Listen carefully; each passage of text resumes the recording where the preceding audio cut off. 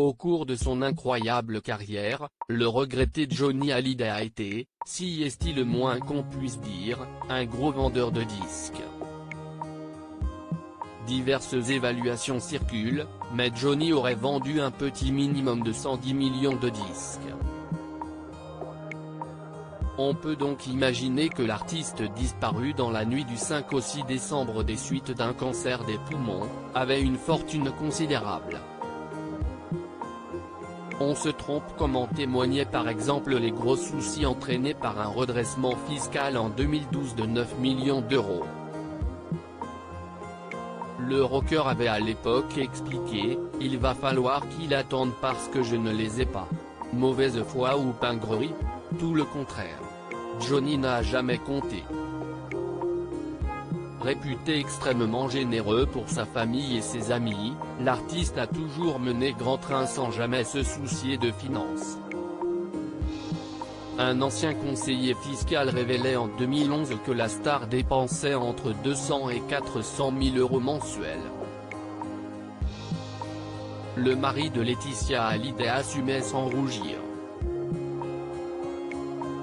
Il expliquait « Je suis complètement détaché des valeurs matérielles qui pourrissent et empoisonnent les individus.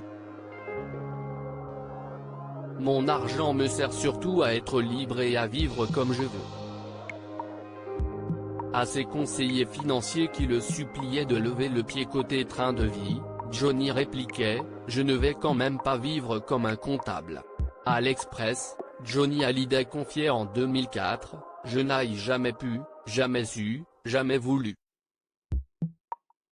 m'occuper de ce genre de problème. Compter mes nuits terriblement. » Un train de vie fastueux. Les premiers managers de Johnny Hallyday ont pour leur part utilisé toutes les ruses pour freiner leur poulain.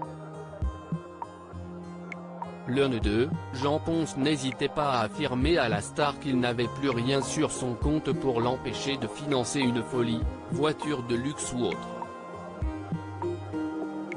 Dans les années 2000, CIST son chargé d'affaires Pierrick Le Perdriel, qui réglait directement et surfacture les dépenses de Johnny.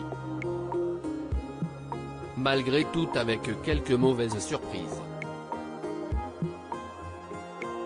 Comme le rappelait une enquête des Inrocks, Johnny revenant du Canada avait par exemple informé son chargé d'affaires qu'il venait d'acheter là-bas un ranch de 500 hectares. L'argent disponible n'étant pas suffisant, la vente avait dû être cassée avec dédommagement aux vendeurs. Certains proches en ont profité. Une ancienne amie de la star racontait ainsi aux Inrocks que quand Johnny, fréquentait Saint-Tropez,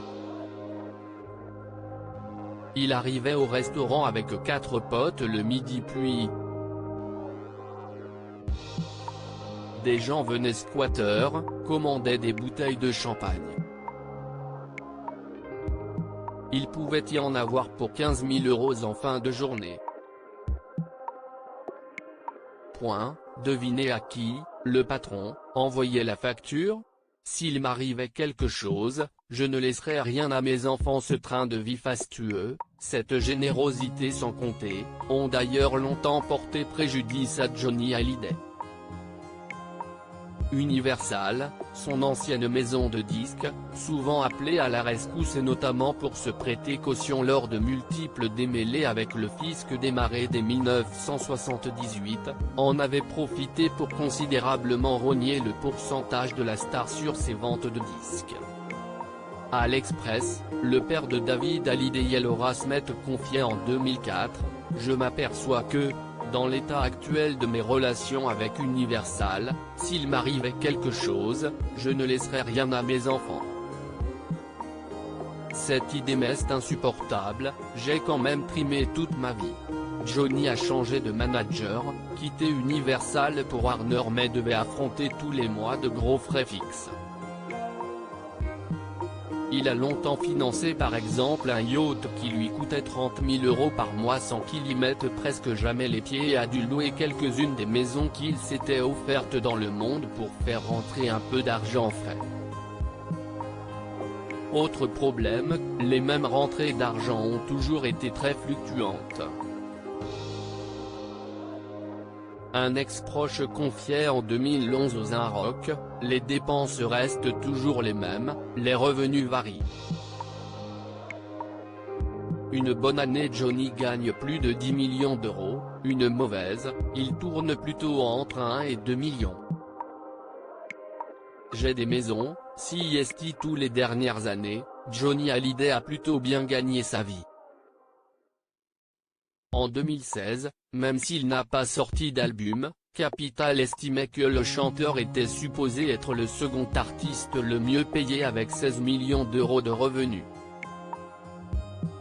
Pour la tournée des Vieilles Canailles avec Eddie Mitchell et Jacques Dutronc, Johnny a pu décrocher un contrat royal de 2,5 millions d'euros. La situation s'est-elle améliorée grâce à ces pactoles? Johnny, contraint ces dernières années de lever le pied côté tournée, a-t-il pu mettre un peu de côté pour sa famille et ses enfants? Pour l'instant, mystère, l'ouverture de son testament permettra sans doute de mieux évaluer la fortune que l'artiste aura pu laisser, ou pas, à ses proches et ses enfants. En 2008, Johnny estimait dans VSD, « Je ne peux pas qualifier de fortune l'argent que j'ai. J'ai des maisons, CIST tout. S'il m'arrivait malheur, au moins je sais que ma famille récupérera ses biens et sera à l'abri. Je ne vis pas à crédit.